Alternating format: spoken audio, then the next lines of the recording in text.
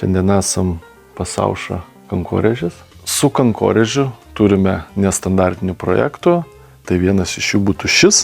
Norėjom sukurti salą, kuri pritrauktų pas mus užeiti į svečius. Ir mūsų dizainerė parinko tokią spalvinę gamą su intensyvesnėm spalvom. Čia turim salą, kuri iš esmės yra visa iš akmens, net ir salos fasadai. Dirbtinis kvarcas kartu kombinuojamas su dirbtiniu granitu. Taip pat fasadų durelės buvo tvirtinamos tiesiai į furnitūros mechanizmą.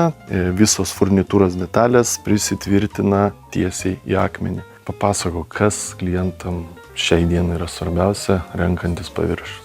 Ilgalaikės perspektyvos klausimas, kad maksimaliai ilgai stalviršis būtų kaip naujas. Tai su šita sala mes norime parodyti savo klientams galimybės, kad stalviršis jisai nebūtinai turėtų būti vientisas.